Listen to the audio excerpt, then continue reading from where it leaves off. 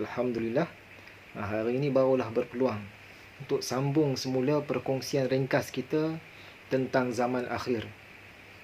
Sampaikan, orang ternanti-nanti, tertunggu-tunggu. InsyaAllah hari ini kita kongsilah ringkas-ringkas.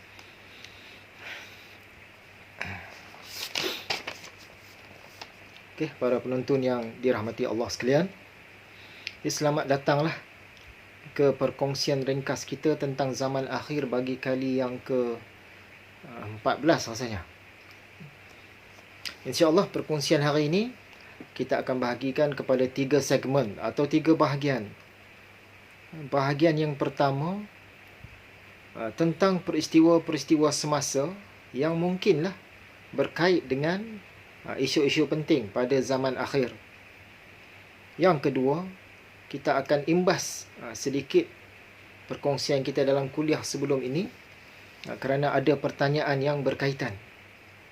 Dan yang ketiga, kita akan ke isi kandungan utama kali ini tentang surah Al-Kahfi. Baik, untuk bahagian yang pertama, peristiwa-peristiwa semasa. Yang pertama, Amerika Syarikat dan Kanada, terutamanya di bahagian pantai barat negara mereka, mengalami kepanasan yang melampau. Dikatakan sampai lebih daripada 49 darjah Celsius. Panaslah.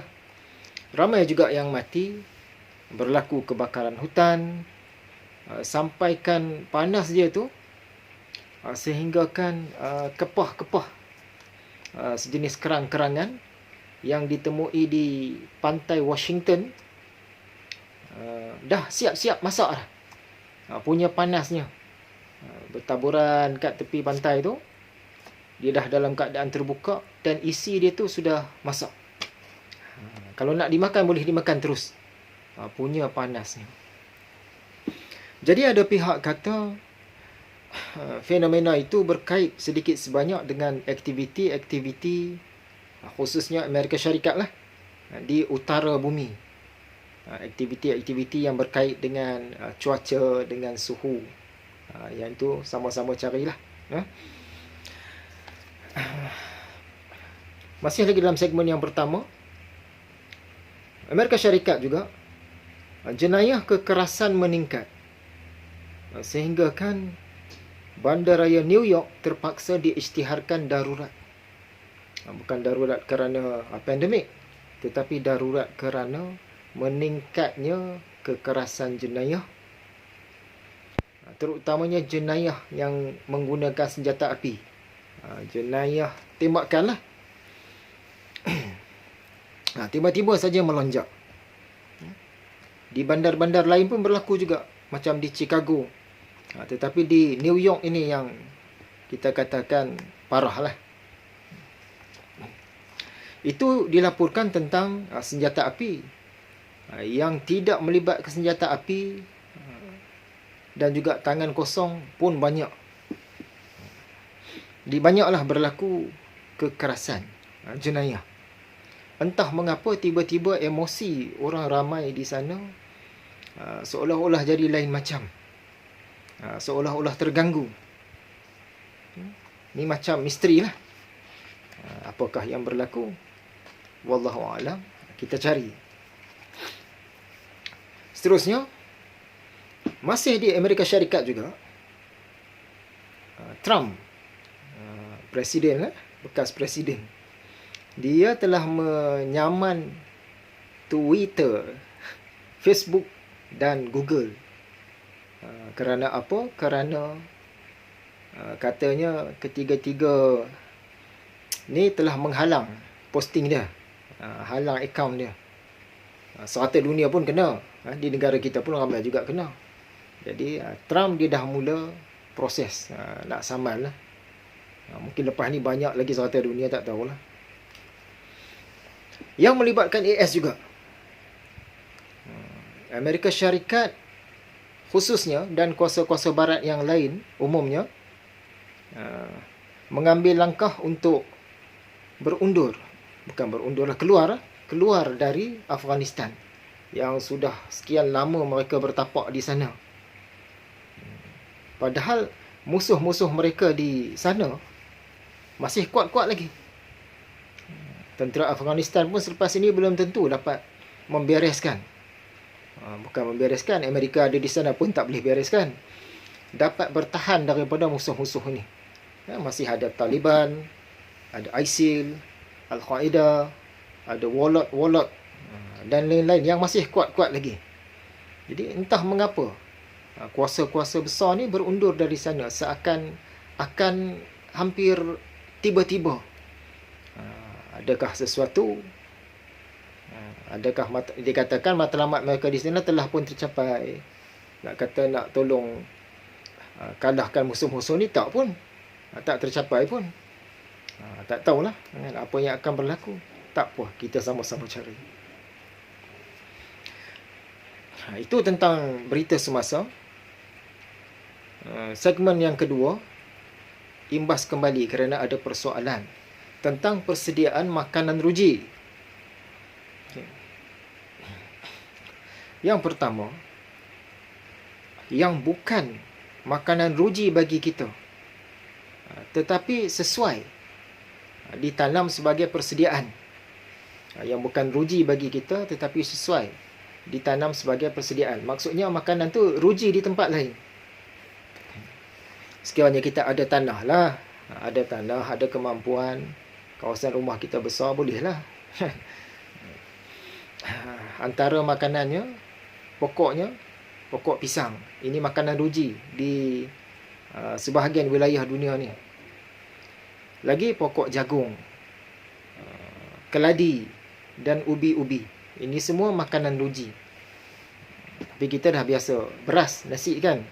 Itu yang bukan ruji bagi kita tetapi sesuai untuk ditanam di sekitar rumah kita, sekiranya kita ada kawasan. Yang kedua, ditanya tentang yang bukan ruji tapi bagus untuk ditanam. Antaranya ialah pokok betik. Dia bukan makanan ruji rasanya. Adakah?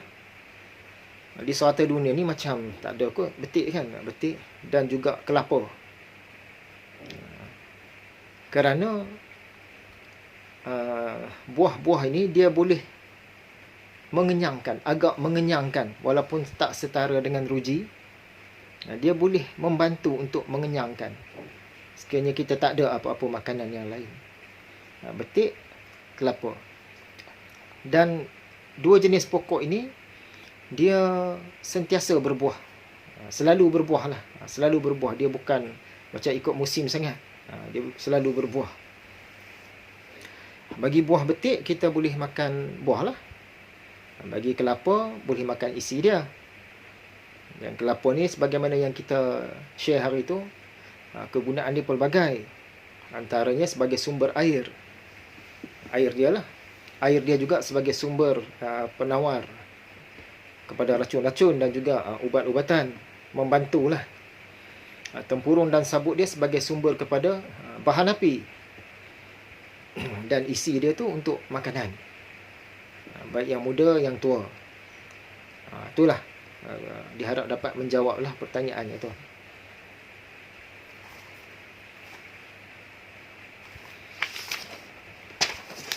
Okay, segmen yang ketiga. Tentang surah Al-Kahfi. Al-Kahfi ni gua lah. Bukannya gua Cahaya Samadu, bukannya tu. Gua-gua betul lah. Ada juga orang sebut sebagai surah akhir zaman. Sebab berkaitlah dengan akhir zaman. Tapi dalam surah-surah yang lain pun ada juga yang cerita tentang akhir zaman ni. Dalam surah Al-Kahfi ni ada 4 kisah utama yang jelas-jelas kita nampak kisah dia. Yang pertama, kisah tentang Ashabul Kahfi, iaitu penghuni-penghuni gua. Penghuni gua. Yang kedua, kisah tentang 2 orang pemilik kebun. Yang ketiga, kisah tentang Nabi Musa dan Nabi Khidir. Dan yang keempat, kisah tentang Zulkarnain dan isi pengembaraan dia, termasuklah Ya'juj dan Ma'juj. Itu 4 cerita. Di sepanjang surah ini, jika kita perhatikan, ada beberapa perkara yang seakan-akan diulang-ulang, iaitu tentang kekeringan, kepanasan dan kekosongan. Contoh dia pada ayat yang ke-8, maksudnya, dan sesungguhnya kami akan jadikan apa yang ada di bumi itu sebagai tanah yang tandus. Yang ini berkait dengan kekeringan, ya, mungkin kepanasan, kekosongan. Ayat yang ke-29 diceritakan pula kisah tentang neraka, dan disebut di sana, dan jika mereka meminta pertolongan kerana dahaga. Dahaga ni pun berkait dengan kepanasan, kekeringan. Ayat yang ke-40, akan menimpakannya dengan bala bencana dari langit sehinggalah menjadikan kebunmu itu tanah licin, tandus. Yang ini pun berkait dengan kekosongan, kekeringan, mungkin kepanasan. Ayat 41, ataupun air kebun itu akan menjadi kering di telan bumi, maka engkau tidak akan dapat mencarinya lagi. Ini pun berkait dengan kekeringan, kepanasan. Oleh sebab berulang-ulang begini, maka ada orang berpandangan itu seolah-olah isyarat ataupun petunjuk ataupun hint bahawa pada zaman akhir nanti, khususnya zaman Dajjal atau pada zaman fitnah Dajjal, akan berlakunya kekeringan dan kepanasan. Kekeringan dan kepanasan yang lain macam, yang hebat, yang dahsyat lah, di tempat-tempat tertentu atau pada masa-masa tertentu. Dan kalau kita perhatikan apa yang berlaku dalam semenjak 2 menjak ini pun macam itulah, kan? Nak menuju ke arah situlah. Tak mustahil lah juga pandangan ini. Mengapa dikaitkan dengan Dajjal, dengan zaman fitnah Dajjal? Kerana umumnya memang ada hadis-hadis yang mengaitkan surah Kahfi ini dengan Dajjal. Wallahu alam. Ya, itu kita akan share dalam kuliah yang akan datang. Kekeringan dan kepanasan sekiranya berlakulah, yang berlaku itu nanti mungkinlah ada sebab-sebab yang berbeza-beza. Yang pertama, berlaku kerana betul-betul faktor alam semula jadi. Apa yang berlaku di langit, pergerakan planet-planet, pergerakan matahari, apa berlaku di bumi, dalam kerak bumi, itu secara semula jadi. Boleh jadilah disebabkan oleh semula jadi tadi. Yang kedua, kepanasan dan kekeringan itu berlaku kerana aktiviti-aktiviti biasa manusia. Aktiviti yang selama hari ini kita duk buat lah, dengan pembakarannya, dengan kilang-kilangnya, dengan ujian senjatanya dan sebagainya. Jadi sebab itu. Yang ketiga, boleh jadi kerana adanya permainan, adanya manipulasi dan adanya persenjataan oleh pihak-pihak tertentu. Cuaca, suhu, apa yang berada di lapisan-lapisan yang mengelilingi bumi ini, bahagian-bahagian itu diganggu dan dimanipulasikan. Boleh jadi juga sebab itu. Yang itu pun boleh dijadikan sebagai senjata untuk membawa kemusnahan. Wallahu a'lam. Nanti kita sambung lagi, insya-Allah.